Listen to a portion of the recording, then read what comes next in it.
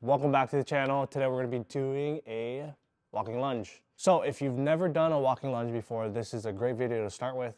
This will kind of help you to get the basics of a walking lunge. We're going to go over 3 steps and 3 important keys that you're going to need when you're doing your walking lunge. First step, we want to think about a tripod stance. When we're doing our walking lunge, we're going to think about a tripod stance, and this also applies to split squat, things of that nature. For the walking lunge, your tripod stance, as you're standing here, shoulder width apart, what you want to do, you can go a little wider, don't go too wide. We don't want to be standing like this. Go a little wider so it's around shoulder width or just outside of shoulder width so that you're really comfortable standing. And then we're going to step forward. You can see that there's a clear gap in between my legs. There's probably about, I don't know, let's say 8 inches in between the distance from my right leg to my left leg. When we're here, this is our tripod stance. So we want to have a stance that is somewhat spread out so that we can have balance, and when we're doing the exercise, it's a lot easier to maintain our balance and produce the most force that we can and use the most muscle that we can. We're gonna go again. We're gonna start here, around shoulder width apart, and all you're gonna do is you're gonna step forward here. So what it looks like from the side, same exact thing. We're gonna be here, and we're gonna step forward. This is the basis of starting your lunge position. So the tripod stance, so make sure to focus on those things, tripod stance. All right, next we're gonna be talking about foot position. We're gonna have to get a little lower for this so you can see what my foot is actually doing. So remember, we're gonna start tripod stance. We're going to step forward. Our front foot will stay pretty much straight on with wherever you are facing. So you wanna be square with where you're facing. Your back foot will do a very similar thing. A lot of problems that I see with the back foot is people don't turn their back foot, they don't pivot it, so it looks like this. What this does is when you lunge, look at that, look where my knee is going. It's kind of going out and it kind of feels uncomfortable. There's no way I'm gonna even bring my knee to the ground unless your foot's really messed up. But when we fix it and we try and be on the ball of our foot in the back foot, ball of our foot, toes, and we have the toe facing in the general same direction as our front foot, we have now an ideal foot position. So as I go down, it feels really comfortable. As if I were to turn my toe, it's kind of hard to see. If my toe is like this, it doesn't feel good and it hurts me. So we want to have them ideally going a straight path, parallel to each other. And we're going to bend the knee and then bend the back leg like we're going to kneel and propose. But we're gonna go from a side view, so same thing, shoulder width position. With our tripod stance, we're gonna step forward, get nice and comfortable. My front foot is facing forward. My back foot is also facing forward. Don't have it twisted to the side. Back foot facing forward. And we're gonna go down here and kneel. Where you wanna see your legs, you wanna see kind of this 90 degree. It's not gonna be perfectly 90 degree with everybody.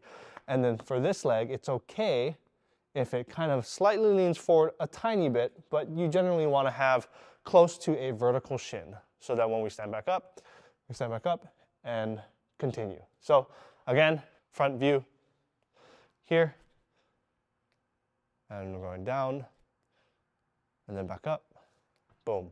From the side, same thing. Make sure you have that tripod stance on the ball of your foot, flat on the front foot. Kneel, stand back up, and there we go. Okay, the last thing we're gonna talk about is the different types of lunges that you can have when you're lunging. So since you have all the basics down, you can start to implement different types of lunges. So the 2 types we're gonna talk about is a long stride and a shorter stride. So first off, we're gonna start off with a long stride lunge. So I'm gonna kind of give you a different angle here. See if this works for y'all. It's gonna be a little hard to see, but we'll try or do our best. With a long stride lunge, it'll hit the glute more because it's putting the glute in a more stretched position. So when we're taking a long stride, literally just take a longer stride. So remember, tripod stance, and instead of stepping out normally, like a comfortable stance, you wanna step maybe even a few inches further and feel like you're really reaching out there. What that does is it puts the glute in a very stretched position. Make sure that you're bending both knees here, staying really flat on your front foot, and the back foot is coming up off the floor, toes and ball on the foot on the ground. And I can already feel a stretch in the glute. Going here.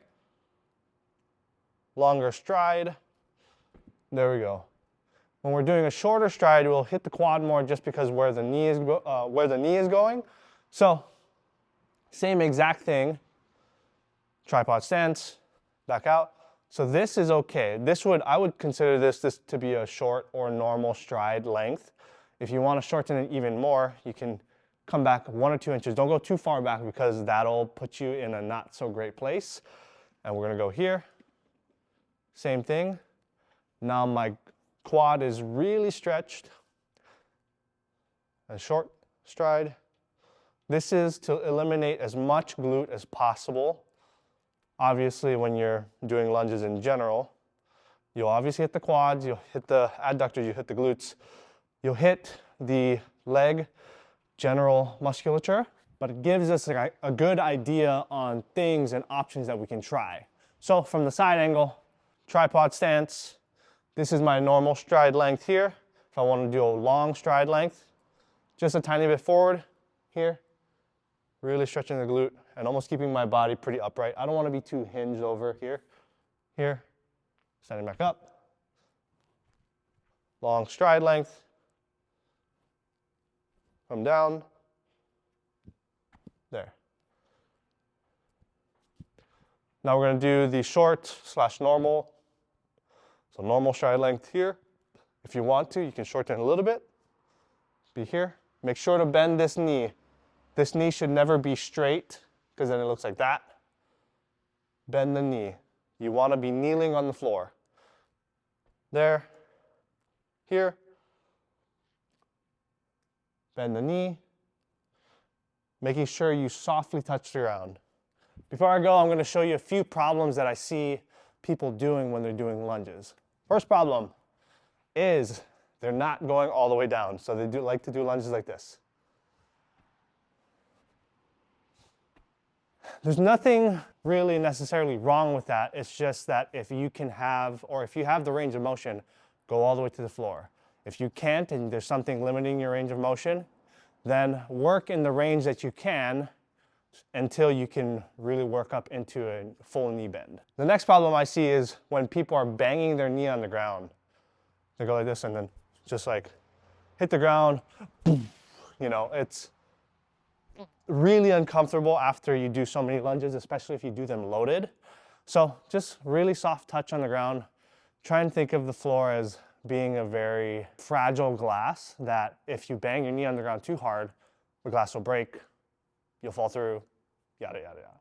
It's just a cue to kind of think, okay, how can I softly touch? And also, it helps you to control your eccentric portion when you're going all the way down. That is the walking lunge. If you guys have any questions, make sure to comment down below. If you guys like videos like this, or if you like this video, subscribe to the channel, and we'll see you next week. All right, peace out, bye.